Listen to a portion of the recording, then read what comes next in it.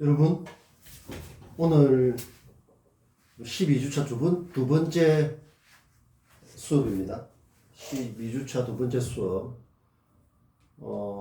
우리가 수업을 시작한 지가 벌써 네 번째 시간입니다. 잘 돌아보면서 우리 공부하는 게 내 삶을 성장시키는데 구체적으로 도움이 될 수 있도록 여러분들 내가 같이 기말고사 칠 때까지, 그리고 기말고사와 한 학기 종료가 공부의 끝이 아니라 이제 비로소 여러분들 스스로 해나가는 그런 계기가 되도록 해야 된다. 항상 생각의 날을 키우는, 무디지 않도록 창이라든가 창시는 날이 새야 된다. 그리고 성장의 디딤돌, 그 성장을 하기 위한 노력, 그 숫돌, 그런 의미를 생각하면서, 내가 저번에 그 적중이라는 말을 했죠. 적중.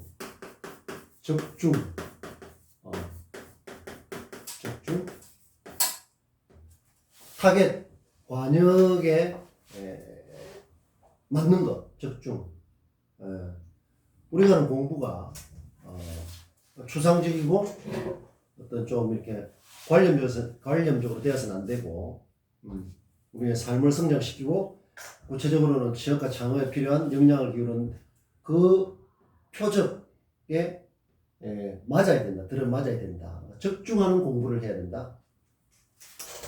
자, 그래서 우리가 어떤 그 맥락에서 공부를 하고 있는지 이런 걸 위해서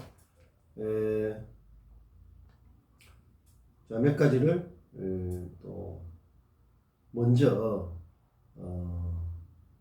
좀 말씀을 드리려고 합니다. 이것은 뭔가 하면 저번에도 한 번씩 이야기했지만, 어떤 그 취업, 창업도 마찬가지죠. 취업, 창업. 지금은 이제 그 공공 분야, 공무원을 비롯해서 공공 분야에도 면접 이런 게 점점 중요해지고 있죠. 그런데 이제 그 기업이 좀 더 앞서가고 있기 때문에 기업의 움직임, 기업에서 어떤 사람과 이렇게 함께 그 일을 하고 싶어 하는가 굉장히 중요한 문제입니다. 그런 데 대해서 몇 가지를 살펴본 뒤에 우리가 하는 공부가 이런 데하고 연결될 수 있도록 세밀하게 살펴야 되겠다.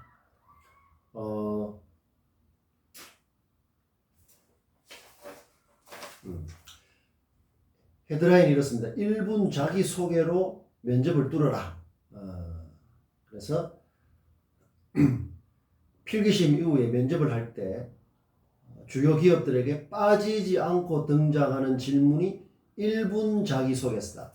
여러분들이 저번에 이야기했죠. 1분이라는 게 우리가 얼핏 그냥 이렇게 일상에서 보면 짧은 시간이지만, 내가 어떤 1분에 맞는 콘텐츠를 준비해서 말을 하고 그 다음에 1분에 해당되는 글을 쓰면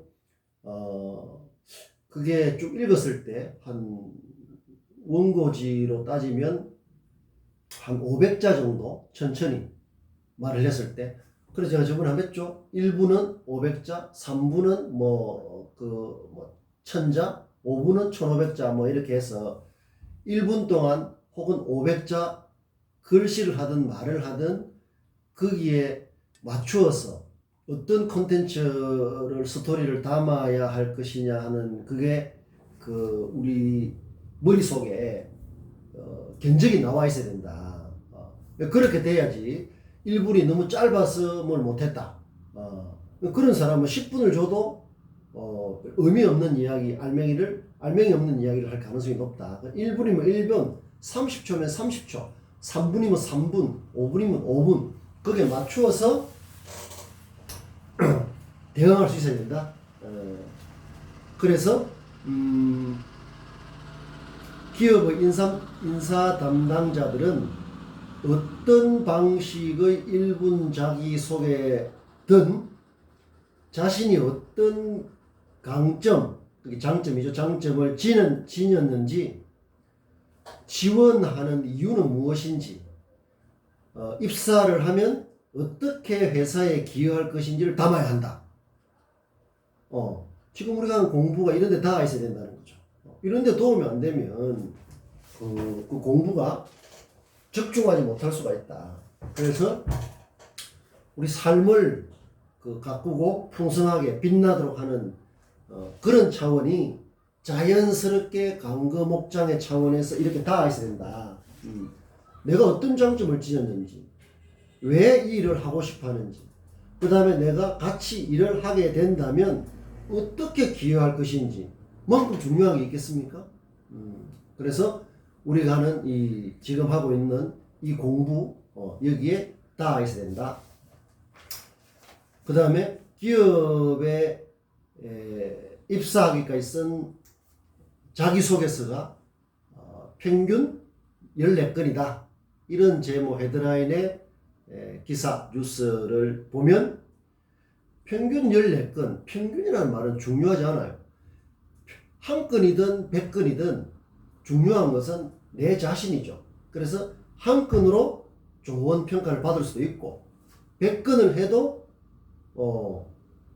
낮은 평가를 받을 수 있는 겁니다. 집중하지 못하면 수십 건, 수백 건을 써도 안 되는 거죠. 집중하려고 하면 한 번에 집중할 수가 있다. 그래서 까다로운 문항, 자기소개서 문항이 보면 지원 동기, 이유, 왜 이 분야에 이 동기 지원하려고 하느냐, 이게 51%로 가장 많고, 실패 극복 경험담, 그 다음에 직무 역량, 포부, 성장 과정, 이 5개 순서대로 하면은 까다롭다. 여러분들이 성장 과정이라는 게 우리 좀 표준 비슷한 이 자기소개서 이렇게 보면 성장 과정이라는 게 꼭 들어 있습니다. 이 성장 과정은 내가 어디에서 태어나서 뭐 어떤 가정 환경에서 자랐다 그런 걸 말하는 게 아니죠. 그런 성장은 누구나 가지고 있는 거지 않습니까? 누구나 고향이 있고 누구나 뭐 이렇게 뭐 초중고 뭐 대학 아니면 검정고시 뭐 이렇게 하는 그런 성장 과정을 말하는 게 아니라 내가 정신적인 성장, 인격적인 성장 뭐 이런 걸 하기 위해서 어떤 노력을 했는지 그런 걸 말하는 겁니다. 그 다음에 자기소개서는 어떻게 작성하는 게 좋은가, 본인만의 스토리와 장점이 드러날 수 있도록 솔직하게 쓰라. 이 말이 쉽지 굉장히 어렵습니다. 그죠? 본인만의 스토리와 강점이 드러날 수 있도록 솔직하게 쓰는 것은 진솔하게 쓰고 진정성 있게 쓰는 것은 당연한데 표현해야 되는데 본인만의 스토리와 장점이 드러날 수 있도록 본인만의 장점이나 스토리가 없으면 어떻게 됩니까? 못하는 거죠. 그 다음에 단순한 경험 나열은 지향한데 이 말은 단순한 경험 나열, 내가 이거 되고 저거 되고 이거 되고 저거 되고 이렇게 그걸 나열이라고 하는데 그 나열은 왜 의미가 없는가 하면 거기에 의미가 없는 거죠. 이거 했다 저거 했다 저거 했다 그래서 어떻게 되느냐. 스티브 잡스가 말했듯이 점과 점을 연결하는 의미와 맥락, 거기서 생기는 가치, 요런 걸 내가 어떻게 명확하게 주체적으로 실존적으로 해 나가느냐, 요런 부분이죠. 바로 돌 같은 게 그냥 하찮은 돌멩이 같지만 성장의 디딤돌, 나의 성장을 위해 노력하는 숫돌, 요런 게 의미를 부여하는 거죠. 그렇게 됐을 때 그냥 이 돌이 그냥 돌이 아니라 내 주체적인 삶하고 연결해서 많은 이야기를 할 수가 있는 거죠. 그게 바로 자기만의 스토리라든가 강점을 말할 수 있는 거, 의미를 부여해서 그 의미에서 가치를 창출해내는 거, 굉장히 중요한 능력입니다. 그게 문장은 간단 명료하고 깔끔하게 써야 된다. 뭐 국민은행 이거는 뭐 특정 은행의 이런 게 아니라 이건 좀 이 어떤 공통적인 그런 거죠. 문장을 간단 명료하고 깔끔하게 써야 된다. 간단 명료라는 말 뜻은 쉽고 깔끔해야 된다. 말은 쉽지만은 이렇게 문장을 구성하는 건 매우 어렵습니다. 상당한 연습을 해야 돼요. 우리가 지금 그런 걸 하고 있는 거죠. 군더더기를 줄이고 그 다음에 알맹이를 채워 넣고, 그 알맹이라는 게 뭐죠? 바로 새로움입니다. 뉴니스다. 합격자의 자기소개서에는 진정성이 있게 이 일을 하고 싶다는 것이 느껴진다. 느껴져야 되죠. 회사는 자기소개서를 통해서 지원자의 잠재력을 평가한다.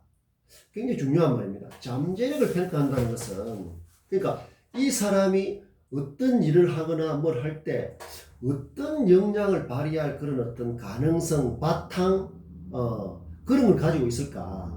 그러니까 말하듯이 우리가 새로움을 추구하는 자세, 유연하고 개방적인 자세, 이런 것들은 이런 데 다 있는 거죠. 앞뒤가 꼭 막히고 말하자면 고리삭은, 고리삭다. 고리삭은 그런 인식이라든지 개가 사람을 뻔하고 식상하고 진부하고 그저 그렇고 하나마나한 뉴스 마인드하고 관계가 먼 그런 거라 같으면은 잠재력은 뭡니까? 빵점이죠. 회사는 자선단체, 기업은 자선단체가 아니다. 하루하루 아주 절박하게 기업을 유지하고 성장시켜 나가는 그런 이게 기업이기 때문에 우리가 그런 어떤 그 기업의 특징, 그것은 우리 뉴스와 창의력이라는 이 수업이 계속 그쪽에 다 있지만 기업 이전에 우리 삶의 문제다. 뻔하고 식상하지 않게 일상이 중요하기 때문에 일상에 뭐를 더한다? 깊이를 더한다는 거죠. 깊이. 얕은 데서 뭘 해보고 하는 것은 이제 말하자면 AI가 훨씬 낫다.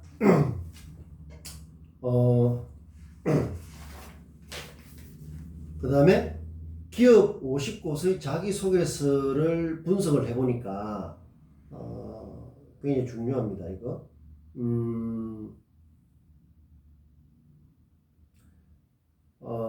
저번에 한번 이야기를 했는데 계속 이걸 이제 되새김을 해야 되죠. 세상을 변화시키는 아름다움은 왜 필요한가? 창의적인 아이디어와 발상의 전환으로 문제를 해결했던 경험은 무엇인가? 고객에게 어떤 회사가 되어야 하는가? 기존의 관행해오던 대로 그런 관행을 개선, 업그레이드 했던 경험은 무엇이냐?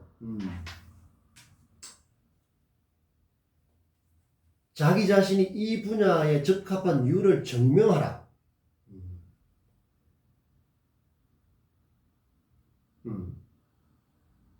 인간미를 발휘해서 감동을 준 경험이 있는가? 굉장히 고급 질문이죠. 이런 것들은 그냥 이렇게 좀 우리가 상투적인 공부를 한다는 이렇게 해서는 접근할 수가 없는 것입니다.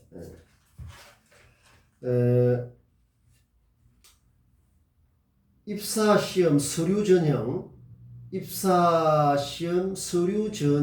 당락은 주로 자기소개서에서 결정난다. 몇 개의 문장으로 인사 담당자의 눈길을 사로잡아야 한다. 그것이 자기소개서의 제일 원칙이다.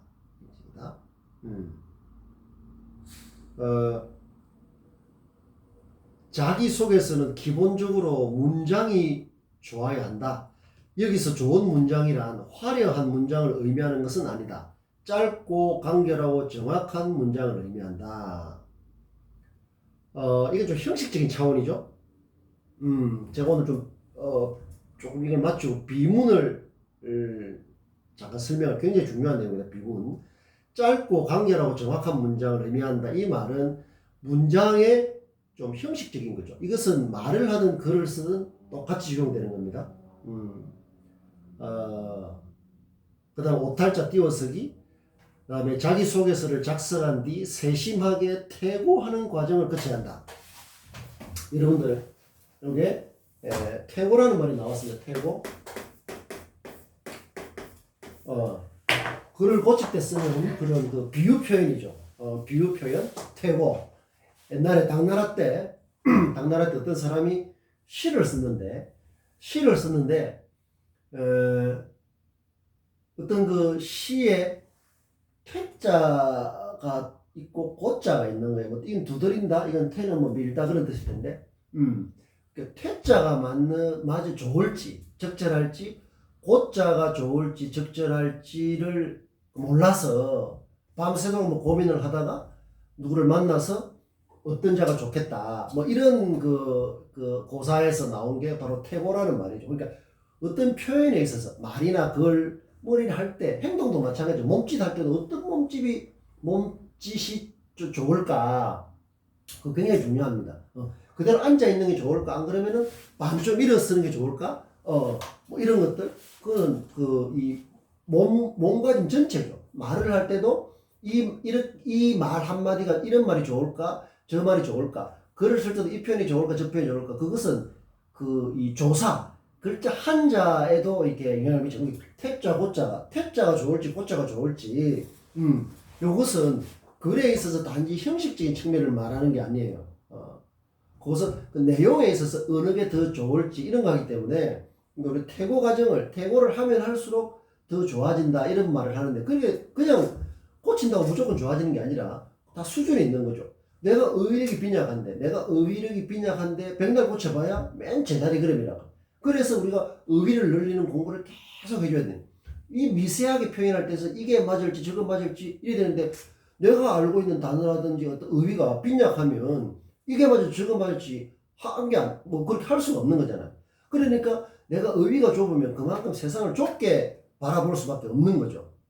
그래서 이제 이 퇴고라는 말은 이게 당나라 같으면 지금 한 8, 9세기쯤 되죠? 8, 9세기쯤이 한 1200년 전 때 일이지 않습니까? 근데 지금도 나는 퇴고가 관련해가지고 좀 인상적인 게 뭔가 있는가 하면 여러분 우리나라에 이 김훈이라는 그 작가가 있습니다. 신문기자를 오래 하고 우리나라에 그냥 에서 가장 최고 수준의 작가죠. 여러분 남한산성 그 다음에 카르의 노래 이런 작품을 많이 해가지고 굉장히 우리나라의 대표적인 그런 작가인데 카르의 노래라는 그걸 보면 임진왜란 때 충무공 이순신 장군의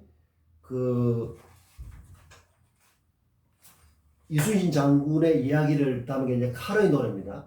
그 첫 문장에 보면 버려진 섬마다 버려진 섬 알죠? 섬. 남쪽에 이제 섬들이 많으니까 버려진 섬마다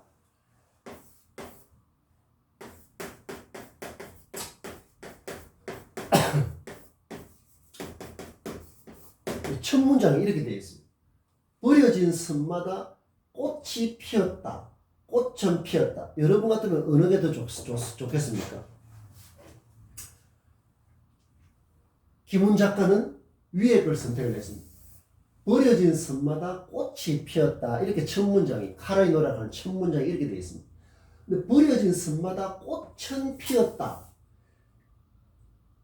이 두 아주 우리가 일상적으로 늘 쓰는 굉장히 뭐랄까 제일 대표적인 주격 조사죠. 이 조사인데 이게 맞을지 저게 맞을지를 굉장히 오랫동안 고민을 했다는 걸 제가 본 적이 있습니다. 버려진 섬마다 꽃이 피었다. 그게 갖는 의미와 임진왜란 지금 400년이 지난 이후에 뭐 이렇게 그 작가로서 뭘 이렇게 담아내야 되는데 버려진 섬마다 꽃은 피었다. 이 차이가 뉘앙스라고 하는데 어감의 차이가 굉장히 큰 거죠. 그래서 많이 고민을 하다가 꽃은 피었다가 아니라 꽃이 피었다. 이 말은 뭡니까? 1200년 전에 어떤 시인이 우리가 지금 퇴고라고 알고 있는 퇴자가 좋을지 고자가 좋을지 그걸 고민을 밤새도록 하다가 누구를 아주 그런데 뛰어난 사람한테 이렇게 이 조언을 받아서 어떤 글자를 이렇게 했다는 그런 거하고 똑같은 거죠. 그래서 우리는 이제 우리가 헤드라인을 공부를 하고 요렇게 하면 이 글자 하나에 대해서 좀 더 우리는 좀 은밀해져야 되는 겁니다. 대충 뭐 이렇게 하는 게 아니라 낭비를 줄여야 돼요. 우리는 보통 이렇게 말하고 글 쓰고 하는데 무슨 돈이 들지 않으니까 그냥 나오는 대로 그냥 이렇게 낭비적으로 말이나 글을 하기가 쉽다. 그런데 말이나 글을 보면 굉장히 군더더기가 많고, 없어도 되는 말, 불필요한 말, 뭐 이런 것들, 그걸 다 군더더기라고 합니다. 군더더기, 최연이라고 하죠. 그렇게 그런 것은 한 글자라도 빼고 필요한 걸 넣어야 되겠다는 이런 그 자세부터 명확하게 하는 게 굉장히 중요합니다. 그래 돼야 아까 말했듯이 실전에서 그러니까 1분 동안에 자기 자신을 표현해 보시오. 소개라는 게 표현한다는 거죠. 1분 동안 해보시오. 안 그러면 300자의 자기를 띄어쓰기를 포함해서 그 분명히 이렇게 띄어쓰기를 포함하느냐 띄어쓰기를 포함하지 않느냐는 것은 굉장히 중요한 다른 기준이에요. 근데 보통 우리가 그 컴퓨터로 이렇게 그 글자를 치고 해도 그 이 띄어쓰기가 이렇게 그 돼야 500자다 300자다 이렇게 되면은 우리가 말을 해도 그냥 이렇게 숨도 안 쉬고 와 이렇게 말할 수는 없잖아요. 하면서 잠깐 띄어쓴다면 숨이 가빠서 이게 못하니까 그러니까 마찬가지로 표현을 할 때는 그 띄어쓰기나 쉼표 같은 게 그런 역할을 해준단 말이에요. 그래서 그런 데 대해서 좀 은밀해야 군더더기는 최대한 줄이고 알맹이 있는 거는 최대한 잘 넣어서 그것을 1분이면 1분, 3분이면 3분, 5분이면 5분 그 다음에 300자면 300자, 500자면 500자, 1000자면 1000자, 1500자면 1500자, 2000자 같은 이런 거 10장 분량이 띄어서 포함해서 2000자 같으면은 굉장히 많은 분량입니다. 5분 정도 아니면 7분 정도에 이렇게 말을 하고 써야 되는 그런 거기 때문에 거기에 대해서 그 견적이라고 했죠. 그게 이게 딱 자기한테 잘 돼 있어요. 그래서 막 예를 들어 가지고 내가 어떤 그 여러분에게 500자로 자기를 표현해 보시오. 자기 어떤 그걸 하고 안 그러면 2분 동안 해 보시오. 이런 걸 이렇게 그 주문을 하면 거기서 보려고 하는 것은 형식과 내용을 보는 거예요. 내용은 당연히 이제 내용도 봐야 되지만 형식 면에서 500자면 500자의 어떤 그런 거 안에서 자기를 잘 표현할 수 있는 그런 어떤 그 이 능력이 되느냐 하는 것도 중요한 평가의 중요한 부분이 되는 거죠. 그러면 그렇게 해야 500자는 500자 별거 아닌 것 같은데 거기다 뭘 담지? 2분 동안에 별로 할 말도 없는데 뭐라 이런 뭐랄까 부적절한 어떤 판단을 하지 않게 되는 거죠. 그럼 딱 주문대로 500자면 500자, 1000자면 1000자대로 할 수 있는 그게 된다. 그래서 우리가 조사 하나를 쓰는 것도 이런 조사 하나를 쓰는데도 요렇게 어떤 태고의 자세 요런 자세를 갖고 있어야 뭘 표현을 할 때 훨씬 더 달라지는 자기 자신의 어떤 그걸 알 수가 있다. 자기소개에서는 오탈자가 발견되면 살아남기 어렵다. 세심하게 퇴거하는 과정을 거쳐야 된다. 그 다음에 중언, 부언 표현이나 동문서 답변도 반드시 이건 당연한 이야기죠. 중언, 부언은 했던 말을 또 하는 거. 그 다음에 동문서답이라는 것은 이걸 물었는데 다른 이야기, 엉뚱한 이야기를 하는 것. 자, 효성그룹 같은 경우에는 지원자의 스펙보다, 이 스펙은 나쁜 말 아닌데, 우리가 보통 스펙이라고 하면 좀 형식적이고 평균적인 그걸 말하는 걸로 되어 있죠. 어쨌든, 스펙보다 역량과 성장 가능성에 집중하기 위한 채용 시스템을 도입했다. 그렇죠. 이게 우리가 이제 이런 걸 보면서 그 흐름을 알 수가 있어요. 역량과 성장 가능성. 이 말이 여러 가지 뜻을 포함하고 있지만은, 이렇게 해놨습니다. 지원자의 학점, 영어 점수, 연령 등에 대한 제한을 두지 않는 대신에 회사와 사업에 대한 관심과 이해도를 높인다. 그러니까 내가 이 경제 뉴스에 대한 관심을 가지는 게 좋다고 하는데 우리가 뉴스라는 건 굉장히 복잡해요. 단순히 어떤 일어나는 일을 그냥 전달해주는 이제 그런 게 뉴스가 아니고 뉴스는 굉장히 주관적이다. 어떤 게 중요하다, 중요하지 않다 이런 걸 이제 판단을 해서 하기 때문에 그런 그 뉴스의 차원이 이제 있는데 우리가 지금 이렇게 공부해서 현실적으로 중요한 그런 데서는 경제뉴스 같은 경우에는 비교적 그런 게 좀 주관적인 이런 게 좀 덜 하죠. 좀 더 상황, 현상을 보여주는 그런 게 많다. 그래서 우리 경제뉴스를 통해서 지금의 이 현실이 어떻게 돌아가는지를 꾸준히 흐름을 타고 있어야 된다. 흐름을 타고. 그래서 학점, 영어 점수, 연령 등에 대한 지원자를 주지 않는 대신에 다른 걸 자꾸 보려고 하는 거죠. 물론 기본적으로 학점 관리하고 영어도 너무 모르면 안 되죠. 딥프라고 썼는데 딥죠. 무슨 뜻인지 모르는 것 같으면 곤란하다. 그 다음에 나이 이런 거는 이제 점점 중요하죠. 옛날에 나이 제한 같은 게 많았는데 지금은 이제 이런 게 뭘 말합니까? 그러니까 한 20, 30년 전에 비해서 지금은 한 사람을 이렇게 평가하는 기준이 많이 달라진 걸 알 수 있죠. 그 사람이 어떤 좀 가능성을 갖고 있느냐, 그래 얼마만큼 사람 그 댐댐이도 괜찮느냐, 이런 그 사람의 어떤 그 기본적인 성품적인 측면, 그냥 태도가 일의 99%를 좌우한다 했죠. 같이 일하고 싶은 마음이 안 드는 사람을 어떻게 그걸 이렇게 뽑아서 같이 하겠습니까? 그럴 가능성은 제로다. KT 같은 경우에는 스타 오디션 같은 경우는 출신 학교, 의학 성적, 인턴 경험 등 일체의 스펙을 배제하고 이렇게 되어 있습니다. 이거 반드시 참고를 해야 되죠. 출신 학교, 의학 성적, 공모전, 인턴 경험 등 일체의 스펙은 이 다 스펙으로 보네요. 스펙을 배제하고 지원자의 스토리에만 집중한다. 직무와 연관된 경험과 포부 등을 5분 동안 자유롭게 표현할 수 있도록 해본다. 5분이면 굉장히 깁니다. 그죠? 이런 것들, 요런 것들, 그 다음에 롯데그룹은 잠재력과 인성을 중요한 요소로 고려한다. 구성원과 원활한 소통이 가능한 커뮤니케이션 능력을 가졌는지, 이런 점에서 자신의 장점을 부각한다. 이렇게 강조하는 게 좋다. 대체로 그런 이야기들이 많다. 다대다 면접은 30분가량 지는데 30분을 면접을 한다는 것은 굉장히 길게 하는 거죠. 이런 걸 한 번이 아니라 여러 번 한다는 거 아닙니까? 질문은 자기소개서를 중심으로 하며 어떤 신입 직원으로서 갖춰야 될 인성과 태도, 소양을 평가한다. 특히 지원하는 사람이 그 기업에 수월하라는 게 여러 뜻이 있는데, 그러니까 잘 융합할 수 있는지를 점검한다.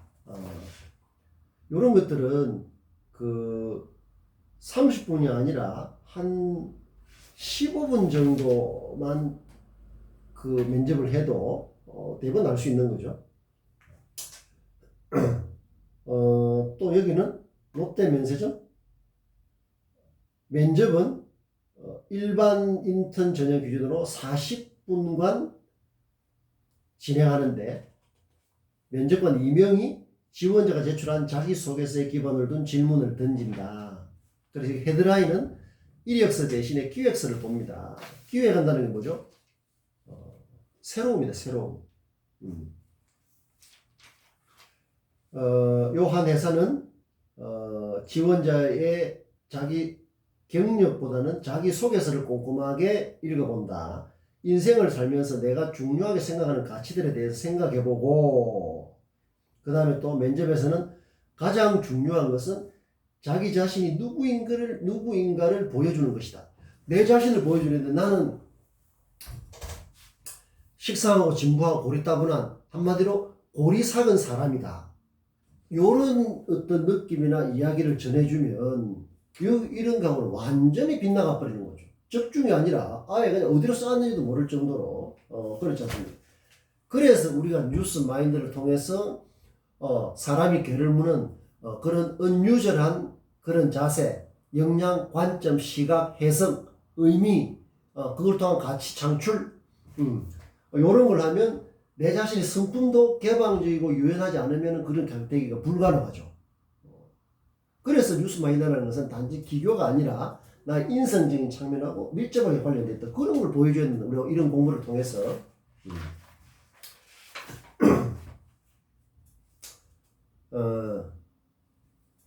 또 이 그룹은 개인을 알 수 있는 학교 이름, 학력, 학점 등을 기재하면 불이익을 준다. 은행에서는 금융 상식과 최근의 이슈를 공부하고 그런 이제 뉴스 신문 꼼꼼히 챙겨야 된다. 이 회사의 인재개발팀장은 이런 말을 했네요. 채용 담당자로서 눈이 번쩍 뜨이게 쓴 자기소개서, 면접 때 자기만의 이야기를 들려주는 지원자를 만나고 싶습니다. 이것은 모든 이런 좋은 사람을 뽑아서 같이 일하고 싶은 그 기업, 기관, 단체의 공통적인 기대이자 바람이겠죠. 하나만 하고 뻔하고 식상하고 진부하고 그저 그렇고 이런 생각이나 태도 그런 어떤 자기 자신을 보이는 사람하고 누가 그 이야기를 같이 채용을 하고 그렇게 하겠습니까? 투박하지만 진솔하고 자기만의 경험을 들려주고 하는 그런 그 지원자가 드물었다. 핵심은 회사 역시 함께 일하기를 진심으로 원하는 지원자인지 아닌지를 중점적으로 본다. 여러분 알겠죠? 이런 것들을 우리가 생각을 하면서 우리가 하는 이 공부가 이런데 집중할 수 있도록 해야 된다. 잠깐만요.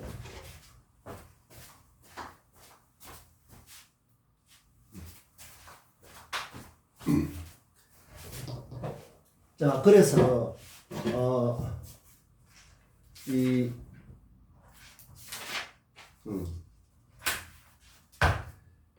뉴스 마인드라는 게 지금 우리가 계속 강조하는 공부의 핵심이죠. 뉴스 메이커. 뉴스 마인드를 가져야 뉴스 메이커가 되는데 이 뉴스 마인드라는 것은 이런 부분에서 내 자신을 성장시키는 그 미천 그런 디딤돌 미천이라고 생각을 하고 내에 대해서 가장 확실한 투자를 해야 뭐가 건질 거 아닙니까? 아웃풋이 나올 수가 있다면 투자다. 그런 생각을 이 뉴스 마인드를 통해서 이번할게 확실하게 내 몸에 체득이라고 합니다. 체득. 몸으로 완전히 익히는 그렇게 돼야 돼요. 머릿속으로만 깔짝깔짝하는 게 아니라 내 몸속에 혈관을 타고 다니는 그런 걸로 체득을 할 필요가 있다. 이제 그런 작업들을 계속해야 이제 내 삶의 어떤 실존적인 주체적인 이런 차원도 조금씩 이렇게 모습을 드러낸다. 틀림없이 그런 차원이 있습니다. 이제 그런 것들을 아까 말했듯이 그런 자기소개서도 쓰고 면접을 할 때 보여주고 상대방이 호감과 매력을 느끼고 같이 일하고 싶은 느낌이 들도록 하는 게 제일 중요하죠. 이것은 우리가 취업이나 창업에서도 있겠지만 우리가 보면 삶의 이 자존심이다. 진정한 자존심. 아무것도 없는데 나를 왜 이렇게 높이 평가하지 않는다는 것은 허세고 그만하고 오만한 거죠.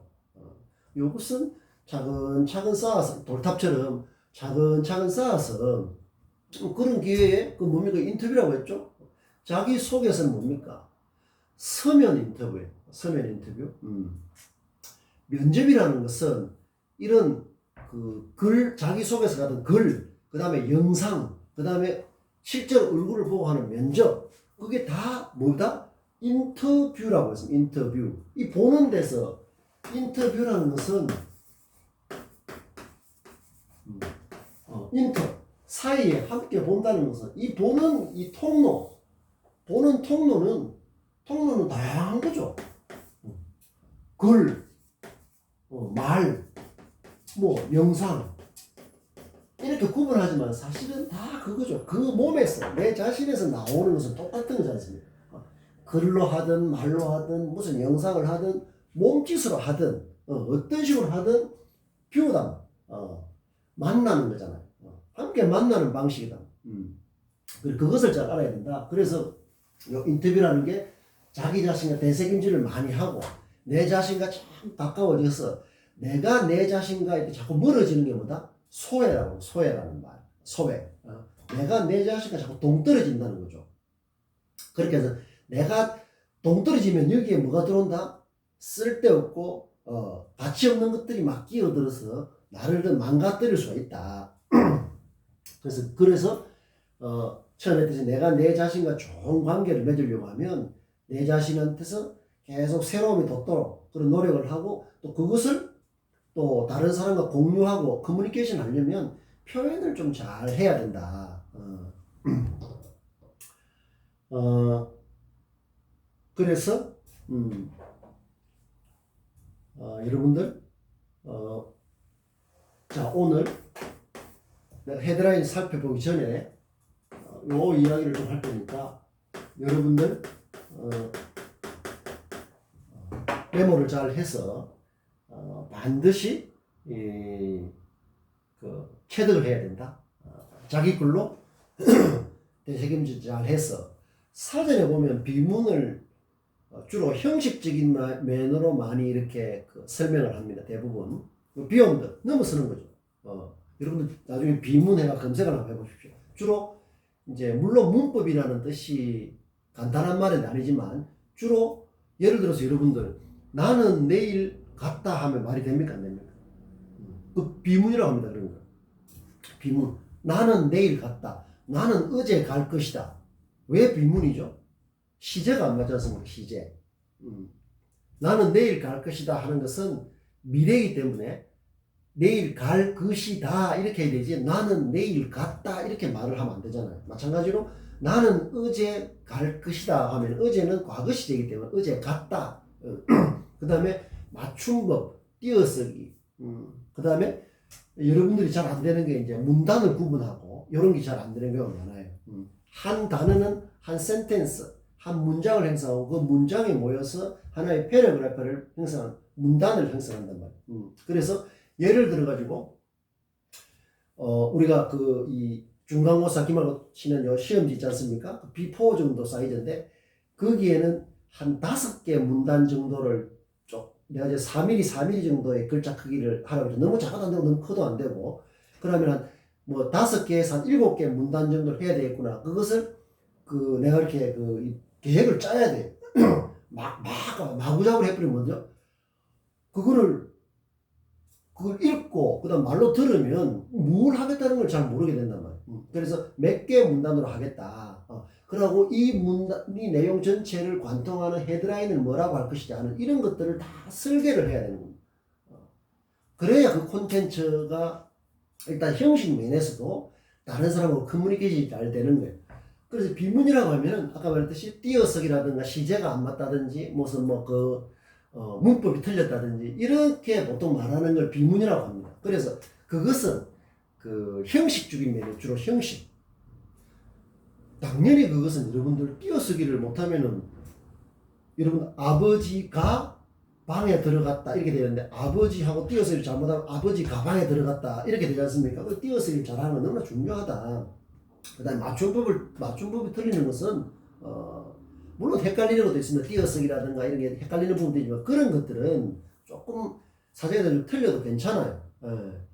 아주 예외적이기 때문에 이걸 붙여야 되는지 띄어써야 되는지 헷갈리는 경우가 있단 말이에요. 그런 것도 계속 사전 이런 데 보면 검색을 하면 띄어쓰기는 다 잘 되어 있거든. 평소에 잘 해서 그런 형식적인 면은 가장 기본적으로 비문이 되지 않도록 해야 된다. 비문에서 우리 수업 관련해서 중요한 것은 이겁니다. 자, 비문. 요 문은 이제 뜻이 많은데 문장, 표현이 가짜다 이런 뜻이에요. 잘못됐다는 거예요. 비문의 핵심은 이겁니다.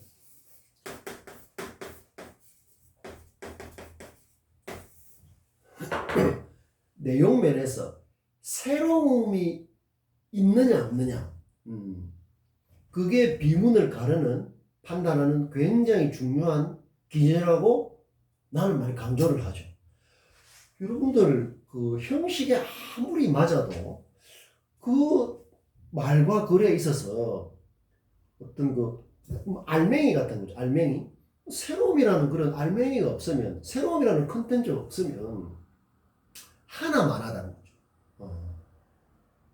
그래서 내가 말과 글을 할 때 3분 안에 하고 그 다음에 700자 정도로 뭘 표현을 하고 그게 5분이든 1000자든 간에 그런 형식도 잘 맞춰야 되지만 그와 함께 형식이 무시하는 거 형식이 굉장히 중요하죠. 그릇 같은 거니까 그게 담는 그 알맹이가 내용물이 콘텐츠라고 하죠. 콘텐츠에서 새로움이 없다면은 그걸 읽거나 그것을 듣거나 할 뭐가 없다? 가치가 없는 거죠.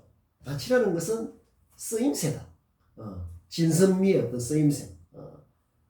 그 쓰임새가 없는 말과 글을 그게 무슨 가치가 있냐면 쓸모가 없는 거죠. 그래서 우리가 계속 새로움을 이야기하고 개가 사람을 무는 게 아니라 사람이 개를 무는 관점을 바꾸고 이렇게 발버둥을 치는 이유는 이런 데 달려 있습니다. 내가 하는 생각이 뻔하고 식상하고 진부하고 그저 그렇고 그런 고리삭은 그런 태도와 말과도만 계속 하면 그런 상태에서는 아무리 말과 글을 해도 낭비예요. 뻔하고 식상해서 볼 게 없다는 거죠. 그러면 사실 해봐야 소용이 없다. 100%를 하라는 게 아니라 우리의 그것은 1%라도 한 줄이라도 아니면 한 단어라도 여기에 닿아 있어야 된다는 거죠. 근데 아무리 눈을 씻고 찾아봐도 그런 게 없고 다 아는 이야기를 뻔한 이야기를 그냥 떠돌아다니는 주인 없는 부평조 같은 개굴풀 같은 이런 떠돌이를 나의 말인 것처럼 나의 생각이처럼 이렇게 말하는 건 뭐다? 자기 자신을 속이는 거죠. 가짜 사입이란 말. 그런 류의 말과 글은 아무 소용이 없습니다. 그래서 욕심을 내는 게 아니라 한 줄이라도. 그래서 내가 나에게는 내 장점을 속여 말을 한다. 뭐 글을 쓰든 뭐 말을 하든 나에게는 뉴스메이커 연습 노트가 있다. 안 그러면은 나의 어떤 이 양습. 나 며칠 전에 어떤 뭐 습관에 대한 어떤 그런 누가 그 글을 썼길래 보니까 습관만 잔뜩 이야기를 해요. 습관. 근데 내가 글을 쓰면 어떻게 돼요? 이제 여러분도 쓰면 어떻게 됩니까? 습관을 두 개의 프레임으로 보는 거죠. 뭐 습관은 제2의 천성이다 어쩌고저쩌고 이렇게 말할 수 있지만 그것은 개가 사람을 묻는 경우다. 그렇게 들어있지만은 그에 대해서 새로움이 좀 부족하다는 거죠. 습관이라는 것은 그냥 습관이 아니라 습관은 악습이 있고 양습이 있다. 악습은 줄이고 양습은 키운다. 그래서 습관이라는 데에서 두 가지 틀, 즉 프레임을 가지고 이야기를 하면 그것은 습관이라는 말에 대해서 개가 사람을 무는 그런 통상적이고 이런 관점보다는 사람이 개를 무는 그런 은유절한 그런 그 습관에 대한 이해가 되는 거죠. 그래서 새로움이라는 게 1%라도 확실한 차별화가 되는 그런 게 1%라도 한 문장이라도 한 단락이라도 그런 게 있도록 고민을 해야 된다. 그것은 그 1%는 나머지 그냥 좀 뻔해 보이는 그 99%를 내용을 좌우할 수가 있는 거예요. 우리가 이렇게 보면 기업이 그 새로운 고정관념이나 통념을 깨고 새로운 어떤 그 고객 가치를 만들어내고 새로운 어떤 제품을 만들고 하는 이런 것들이 무슨 거창한 게 아니라 그런 그 1%의 어떤 그 작지만 확실한 그런 어떤 그 차별화 차원에서 나올 수 있는 거거든요. 그래서 내가 계속 호리천리, 향상심, 그래 그것도 A일의 자세로 심심하면 어쩌다 그냥 한번 심심하면 하는 게 아니라 A일의 자세로 하루하루를 소중하게 생각하는 그런 자세로 차근차근히 돌탑처럼 이렇게 쌓아야 이게 몸에 배어서 자기 실력이 되는 겁니다. 그래야 자기 소개서를 쓰든 자기 소개서를 촬영을 하든 시간을 딱 재어가지고 2분 동안 하라면 2분, 3분 하라면 5분 하라면 5분, 30분 하라면 30분 거기에 딱 맞추어서 30분 같으면은 10분 동안 이 이야기를 해야지. 그 다음 또 10분 동안 이 이야기를 해야지. 또 10분 동안 이 이야기를 해야 돼. 3분 하라면 1분 동안에 이걸 해야지. 2분 동안에는 이걸 해야지. 3분 마무리 1분은 이걸 이야기를 해야지. 그게 이렇게 우리가 고무줄처럼 이렇게 이게 우리가 좀 이렇게 주체적으로 선택할 수 있는데 그런 게 안 되면 이게 엉망이 될 수 있는 거죠. 그래서 여러분들 이렇게 우리가 주체적으로 뉴스마인드를 공부하고 새로움을 추구하고 이렇게 하는 것은 그래서 내 삶을 자꾸 이렇게 좀 바꾸어 가는 그 노력과 태도, 역량을 차곡차곡 쌓으면은 어떤 그 상황이 벌어지더라도 우리가 대응하는 게 딱딱하고 굳은 그런 게 아니라 유연하고 개방적으로 대응할 수 있는 거죠. 매우 중요하다. 그런 연습들을 우리가 이런 공부를 통해서 혼자 있을 때는 자기 자신과의 대화, 인터뷰를 통해서 계속 대책임질을 하면서 이렇게 이제 그걸 이렇게 쌓아 나가야 된다.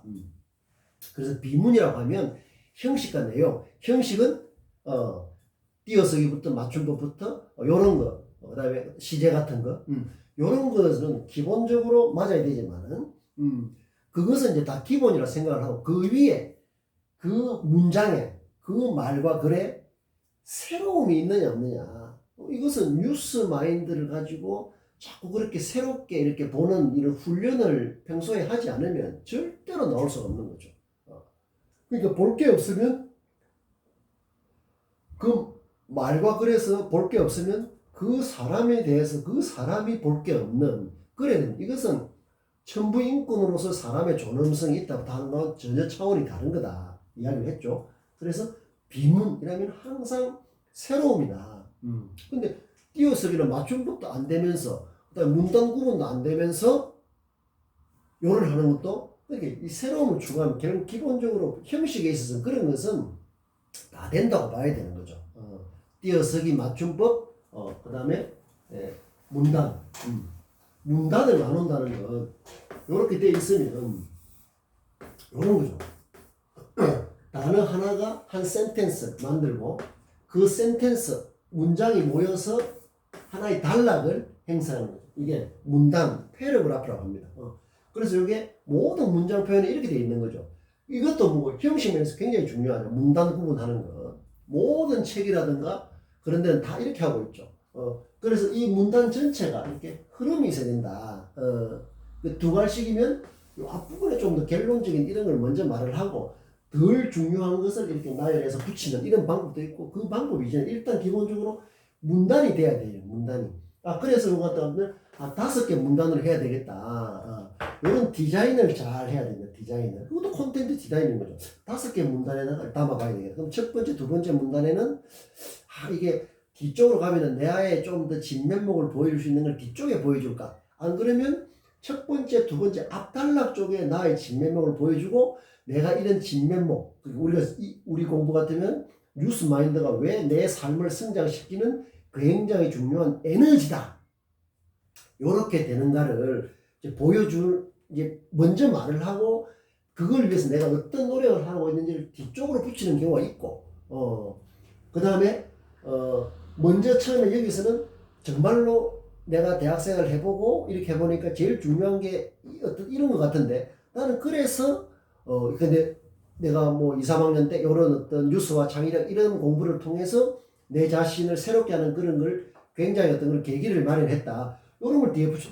그래서 그 앞부분에 좀 더 결론적인 걸 내건 끝부분에 내건 그런 것은 내가 그런 콘텐츠만 갖추고 있으면은 그냥 그 배열의 방식만 바꾸면 되는 거예요. 그런데 내한테 어떤 그 새로움을 뉴스마인드를 통해서 내 자신을 뉴스메이커를 만드는, 새로움을 창조하는 자, 창의적인 태도는 그런 뉴스메이커로서 뉴스마인드를 통해서 새로움을 만드는 뉴스메이커가 되면 되는 거 아니에요. 그럼 거기에서는 반드시 인성적인 요소가 스며들지 않을 수가 없는 거죠. 폐쇄적이고 딱딱하고 배타적인 사람한테는 뉴스마인드를 가질 수가 없고, 뉴스마인드를 우리가 이런 공부를 통해서 계속 의도적으로 갖고 나가면 어느새 나는 굉장히 유연하고 개방적인 그런 성품을 갖는 것으로 되는 거죠. 그렇게 유연하고 개방적이고 이런 어떤 걸 하지 않으면은 그런 게 보일 수가 없으니까 그냥 남들 보는 대로 그냥 보고 남들이 하는 말에도 귀를 기울지도 모르고 그래 되는 데서는 이 뉴스 마인드라든가 이 새로움이라는 게 내 몸속에 들어올 수가 없는 것이다. 그래서 비문에 대해서는 여러분들 항상 이런 차원을 생각해서 이제 여러분들이 뭘 표현을 할 때, 말이든 글이든 표현을 할 때 형식은 좀 쉽죠. 형식은 그것은 당연하고 여기에 어떤 새로움이 있나, 자기 자신이 이렇게 봤을 때 야 이런 새로움이 너무 없다, 그런 게 되면 이게 이 글의 가치가 안 생긴다. 그 새로움에 관련해 가지고 여러분들 이거 하나 메모해 보십시오. 하나의 그 몇 가지 기준인데 이런 걸 알면 도움이 됩니다. 도움이 된다. 콘텐츠를 담을 때 모든 경우에 그래. 이게 아주 좀 우리가 이제 간결하라 해라 그것도 하나의 기준이지만 여러분들 요거 꼭 메모해놨다가 새로움이라고 해서 만사 오케이 아니에요. 새로움도 오만하고 금방 지고 뭐 그냥 이렇게 무례하게 새로움을 담으면 그 새로움의 어떤 뭐 이 가치가 커뮤니케이션 잘 안 될 수가 있어요. 그런 게 굉장히 중요하다. 새로움이 아예 없는 거는 뭐 아예 말이 안 되지만 뭔가 새로운데도 그 새로움을 담는 그 방식, 그 다음에 분위기 굉장히 중요합니다. 우리가 일상에서도 그렇잖아요. 뭐 좀 아이디어가 좀 많은 것 같아도 그것을 굉장히 상대방을 무시하거나 뭐 그냥 내 잘난 것처럼 말하고 이러면은 그게 어떤 뭐 이렇게 좀 이 협력이라든가 이런 게 잘 안 될 수가 있어요. 그것은 하나는 알고 둘은 모르기 때문에 그렇습니다. 내가 아무리 좋은 아이디어가 있어도 그 아이디어가 잘 이렇게 결실을 맺으려고 하면 많은 사람의 도움을 받아야 돼요. 특히 어떤 경우에도 우리는 어떤 그런 어떤 조직에서 공사 분야를 막론하고 조직에서의 그런 커뮤니케이션 과정이 굉장히 중요한데 좋은 아이디어라고 해서 동료나 후배나 상사나 이런 사람들이 무조건 박수치고 하지 않아요. 뭔가 하면 어떤 새로움을 잘 담아내는 그래서 우리가 말하는 새로움이라는 것은 무미건조한 새로움이 아니라 뭐라고 했죠? 올바른 새로움이다. 이 올바른 새로움이라는 것은 그냥 새로움이 아니에요.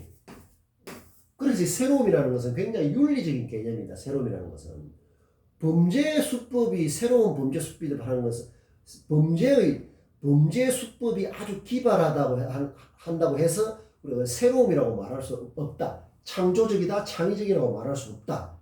나쁜 일에 대해서는 우리가 새로움이라고 하는 말을 쓸 수가 없는 거예요. 나쁜 일은 창의적이라고 말할 수 없는 겁니다. 얼마나 최근에 내가 어떤 신문을 보니까 북한의 새로운 신무기를 소개할 때 무슨 뭐 창의적이다 이렇게 해놨는데 그건 굉장히 이 창의라는 말을 잘못 생각하고 모르면 그렇게 그것도 오보예요. 그것도 오보 잘못 말하는 거란 말입니다. 새로움이라든가 창의라는 것은 윤리적 개념인 올바른 새로움이라는 것을 모르기 때문에 그렇게 오보 잘못 표현을 한단 말이에요. 내가 가진 어떤 실력이 그거밖에 안 되면 엉뚱한 소리를 하는 거죠. 그것은 이 창의라는 말, 새로움이라는 말은 올바른 새로움, 윤리적인 새로움을 말하는 거예요. 그래서 우리 새로움이라는 것은 윤리적인 새로움이다. 즉 올바른 새로움이다. 그렇게 될 때 우리 자신이 훨씬 올바른 사람, 바른 삶하고 연결될 수 있는 거예요. 그게 바로 이렇게 어떤 지능적으로만 뭘 해가지고 하는 그걸 이제 지능범죄라고 하거든요. 지능범죄. 굉장히 기발하고 그런 이 범죄를 우리가 지능범죄라고 하지 창의범죄, 창조범죄라고 하지 않습니다.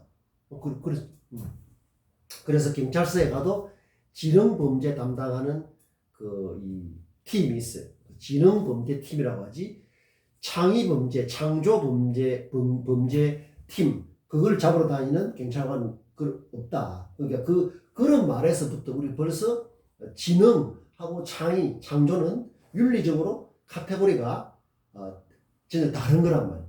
그래서 우리가 하는 이 새로움이라는 것은 윤리적으로 옳은 바른 삶을 위한 새로움이다. 이런 부분도 여러분들이 굉장히 깊이 잘 되새김을 해야 된다. 새로움은 윤리적으로 올바른 새로움이다. 그래서 우리나라 기업 중에서 SK 같은 데서 제일 많이 강조하는 게 기업의 사회적 가치 같은 걸 많이 하죠. 사회적 가치. 그리고 실제로 기업이 사회적 가치에 훨씬 관심을 많이 가질 때 기업 전체의 어떤 이 역량, 매출을 비롯해서 성장이 훨씬 늘어난다는 게 증명되고 있죠. 그런 것들도 이 새로움이라는 것은 사회적 가치가 아니라 사회적 창업, 반사회적, 범죄는 반사회적이지 않습니까? 이 새로움이라는 것은 사회적인 새로움이죠.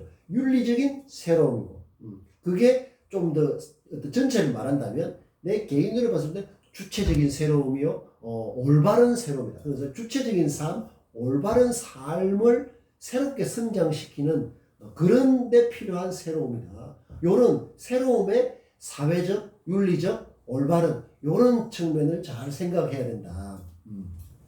아시겠죠? 그래서 자 소박 이런 거는 여러분들 지금 우리 같이 수업하는 것은 좀 이 반복해서 듣고 하면서 메모를 이렇게 잘 하고 해가지고 해서 계속 산책하면서도 보고 자꾸 자기 걸로 만들려는 그런 노력을 많이 해야 됩니다. 우리 공부가 그런 거잖아. 어디 있는 걸 이렇게 막 그냥 이렇게 보고 하는 그래 옛날식으로 하는 게 아니라 우리 삶의 어떤 소인에서 대인으로의 프레임 점프 그 퀀텀 점프라고 하는 거죠. 퀀텀 점프. 질적 도약을 해야 하거든요. 질적 도약. 소에서 대로 가는 거. 좁은 데서 넓고 낮은 데서 높은 거. 얕은 데서 깊은 데로 하는 것은 퀀텀 점프라고 했죠. 질적 도약이지. 이것도 아니 저것도 아니 그냥 이거 좁은 거 조금 더 하고 하는 이런 기존에 해왔던 걸 조금 더 하는 이런 차원이 아니라 우리 자신을 어떻게 보면 좀 송두리째 바꾸는 그게 딥 체인지다. 딥 체인지. 그래서 딥 체인지 뭐 그런 거 몰라도 소인에서 대인으로. 그래서 대학이라는 말, 대학생이라는 말을 여러분들이 굉장히 익숙하지 않습니까? 대학생, 그 대학교, 뭐 대 이렇게 개명대, 뭐 대자 그 대를 생각할 때는 항상 이런 참을 해요. 나의 생각이 깊고 넓고 높으냐 아니면은 그 반대냐 이런 걸 늘 생각하는 게 중요하죠. 근데 실제로 자기는 굉장히 소의 차원에 있으면서 대학생이 어떻고 저떻고 하는 것은 뭐다? 사입이다. 가짜다. 이런 걸 생각을 하면서 말과 표현에 있어서 아까 비문 이야기를 했는데 자 소박 인간 그냥 순서 인정 그 다음에 조화 그 다음에 간결은 그래 보십시오. 간결은 이런 것 중에 한 가지일 뿐이다. 간결 그 다음에 신선 그 다음에 자연 그 다음에 함축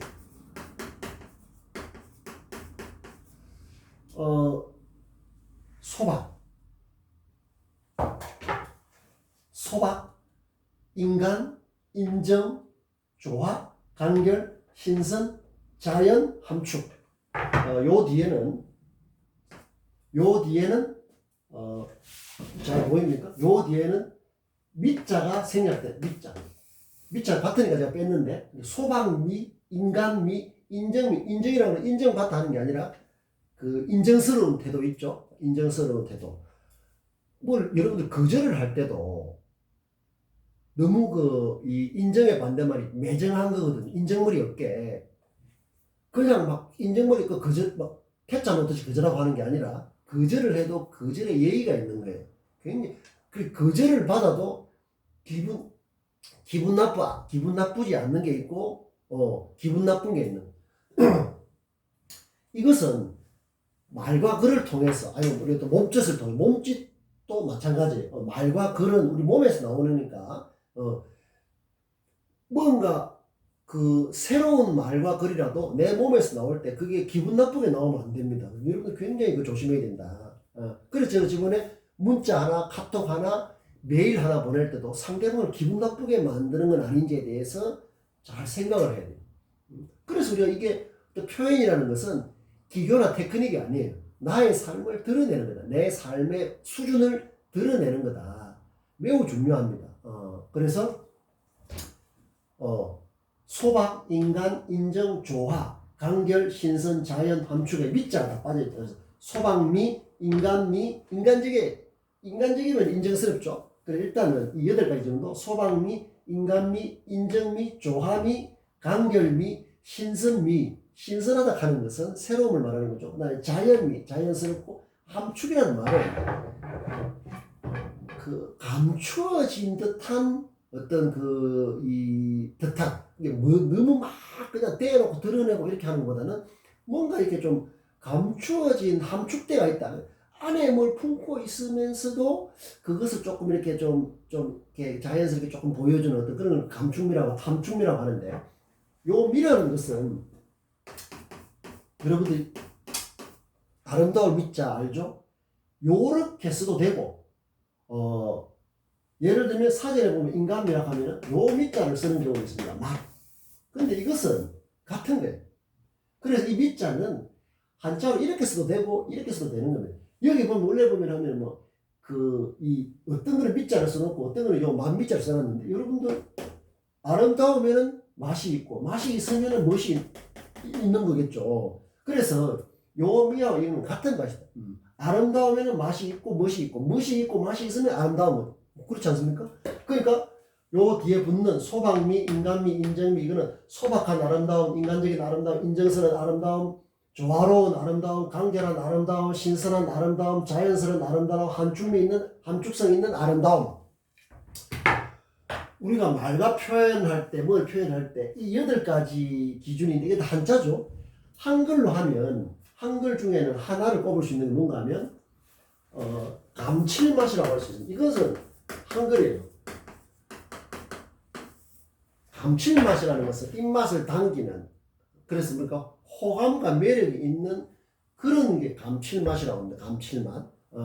그래서 뭐 감칠맛까지 알아도 좋지만은, 요 전체가 있으면 감칠맛이 있다. 이렇게 이해하면 되겠죠. 그래서 내가 쓰는 말방이 소박하냐? 소박하다는 말은 전에 우리 식목일에 소박한 나무를 하나 심었죠. 거짓 없고 헛에 부리지 않는 진솔하고 그런 내가 제대로 알면 안다. 잘 모르면 모른다. 그런 어떤 그 사람이 그래서 말과 글을 통하면 남의 이야기를 하는 거하고 내 자신이 삶이 드러나는 그거하고는 딱 표가 나요. 그래서 소박미락하는 것은 헛에 떨지 않고 금방지고 오만하고 무례한 그런 게 아닌 그런 그 아름다움이죠. 그런 맛이죠. 그런 멋이죠.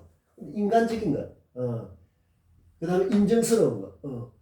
그걸 할 때 그 사람이 뭔가 좀 이렇게 좀 포용하고 그 다음에 어떤 좀 이 자기 자신의 그 어떤 그 삶을 갖고 나가는 좀 진정성 있는 자세, 다른 사람한테 좀 귀를 기울이고 다른 사람을 이렇게 좀 보듬기다. 뭔가 이런 어떤 그런 아름다운 맛, 그 다음 조화, 내 혼자 잘 먹고 잘 사는 그런 게 아니라 조화를 꾀하는, 다른 사람과 함께하는 어떤 이런 것, 그 다음에 이제 이게 좀 형식명이죠. 이 중에 하나 간결해요. 이런 것들을 장황하게 문장을 복문으로 막 잔뜩 늘어놓고 이러면 이런 게 아무리 들어있어도 이게 보거나 듣는 사람이 이해가 잘 안 되면 이게 다 죽지 않습니까? 그죠? 그런 면에서 간결미라는 것도 굉장히 중요한 그거다. 그 다음에 신선할 때 신자 들어있죠, 새로움이 있어야 됩니다. 아무리 소박하고 인간적이라도 그게 뻔하고 식상하면 안 돼. 새로움이 있어야 된다. 그 다음에 좀 자연스러워야 된다. 이거 좀 어려운 부분이에요. 어떤 말과 표현이 어색하지 않고 좀 자연스럽게 흘러가는 분위기, 그 다음에 함축미. 이런 걸 갖고 있어야 우리가 헤드라인이라든지 헤드라인이라는 게 헤드라인의 연속 정도, 헤드라인 연속되면은 그 전체 문장이 헤드라인처럼 굉장히 전달력이 좋아지는 거예요. 그래서 제가 헤드라인을 지금 오늘은 시간이 조금 얼마나 될지 모르겠는데, 요런 것들을 다 품고 있으면, 요런 것들을 헤드라인 한두 줄로도 요런 기준을 적용을 해보고, 그 다음에 그런 게 쭉 연결되면, 그러니까 문장 전체, 말 전체가 헤드라인처럼 구성이 되면 굉장히 수준이 높은 거죠. 여러분들, 그래서 결국에는 감칠맛이 나도록 이것은 단지 말이라든가 어떤 그냥 글에만 한정되는 게 아니라 그 사람의 삶의 차원인 거죠. 삶의 차. 그래서 그 사람은 소박하다. 그 사람은 인간적이다. 그 사람은 인정스럽다. 그 사람은 조화롭다. 그 사람은 간결하다.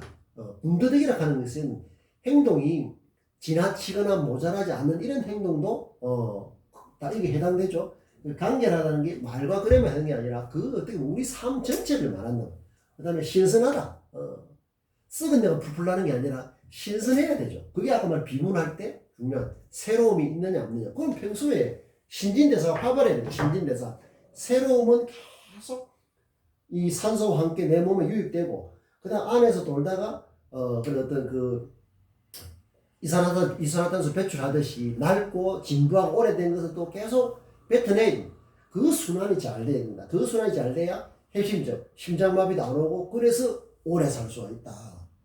그 이게 좋은 보약이라고 생각을 해야 된다. 뉴스마인드를. 그러니까 신선하고 자연스럽고 신선한 사람, 자연스러운 사람, 함축성 있는 사람. 그냥 있는 대로 나 그냥 뭐 떠들 게 아니라 좀 이제 숨겨놓고 좀 이렇게 감춰놓고도 감춰놓고 뭐 이렇게 좀 커뮤니케이션 할 때 요렇게 되는 게 뭐다? 요런 게 될 때 뭐로 연결된다? 호감과 매력으로 연결될 수가 있는 거예요. 호감과 매력. 그래 여러분들 요 기준을 좀 지웁니다. 잘 생각을 해서 이게 동영상의 장점은 이거죠. 지워도 영상을 다시 해보면 되잖아요. 요런 것들을 알고서 내가 우리 강의 계획서 해놨죠. 최고 수준의 표현력을 공부한다. 이게 바로 최고 수준입니다. 더 이상이 없죠. 이제 이렇게 해놓고 이제 내가 어느 정도 수준이 되느냐 하는 것은 이제 자기가 알게 돼요. 야, 이게 그 표현을 하는데 소강미가 좀 떨어진다. 좀 보면 우리가 이게 어떤 글이나 말을 들어보면 특히 글 이런 걸 보면 뭘 표현하는 게 굉장히 중요한 일을 보면 그걸 보는 사람을 불쾌하게 만드는 경우가 있어요. 지나치게 또 기분 나쁘게 만들 수도 있고 그 다음에 뭐 하자는 거야? 아무 소화 뭐 그럴 수도 있고 여러 가지 반응이 나온다.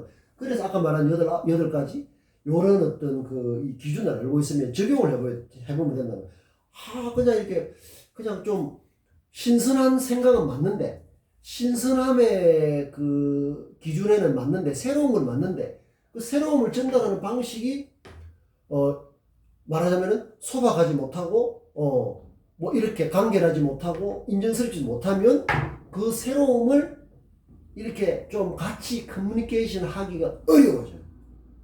아주 중요하다. 여러분들이 모든 표현에 있어서 이런 기준을 알고 자꾸 적용을 해보는 거하고 그냥 모르고 이렇게 하는 것은 뭐다? 호리철리죠. 요것을 조금 이렇게 늘 이렇게 해보면 나중에 천리길처럼 훨씬 실력이 쌓이고 이런 걸 모르고 소홀히 하고 그냥 이렇게 해버리면 나중에 돌이킬 수가 없다. 그래서 요 기준은 호리 표현에 있어서 호리철리에 그 적용이 되는 굉장히 디테일한 그런 기준이다. 반드시 소박함과 인정스러움과 8가지 다가 아니더라도 소박하면 좀 인정스러울 수 있죠. 그래서 3개를 묶어가지고 어떻게 간결해야 된다, 신선해야 된다, 뭐 소박해야 된다, 인간적인 4개로 줄여서 하든 어쨌든 간에 이런 기준을 계속 적용을 해. 이런 어떤 그 기준을 갖고 있어야 된다. 아시겠죠? 그래서 오늘 이 비문이라 하는 것은 여러분들 평생 우리는 어떤 분야에서 뭘 해도 계속 뭔가를 표현해야 됩니다. 이공계도 마찬가지죠. 이공계도 뭘 이렇게 제품을 설명하고 고객을 만나고 내부적으로 사람끼리 표현을 하고 고객끼리 표현을 하고 계속 표현을 해요. 어떤 연구자는 노벨상을 받은 어떤 사람 인터뷰를 읽어보니까 그게 그 어떤 우리가 봐서는 그냥 연구를 하는 어떤 뭐 물리적인 현상 이런 건데도 계속 그 물리적 현상과 계속 이렇게 대화를 하니까 어느 순간에 거기가 자기한테 뭔가를 이렇게 대답을 해주더라. 이런 이야기를 본 적이 있는데 여러분들 이런 것들을 그냥 에이 무슨 뻥이냐 이렇게 말하면 안 돼요. 확실히 그런 차원이 있을 수 있습니다.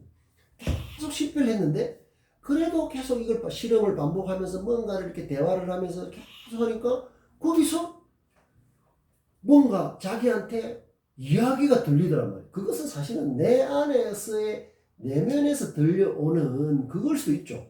그런데 그 실험 대상과 실험실의 실험 대상과 자기가 이제 어떤 일체감이라고 할까요? 그렇게 되면서 거기서 마치 뭔가 이렇게 들려오는 영감처럼 그렇게 하면 이제 그 실험이 어떤 그 원하는 필요한 훨씬 좋은 결과를 내서 그렇게 했다 하는데 그런 점 우리도 잘 생각을 해봐야 됩니다. 여러분들 그래서 비문 잘 생각을 하고 그 다음에 삼시 보통 보면은 우리나라에 보면 3C, 뭐 C라고 하면 크리에이티비티 해가지고 세 가지 C를 이렇게 약자를 했는데, 나는 3C, 글씨, 말씨, 마음씨의 솜씨를 높이자.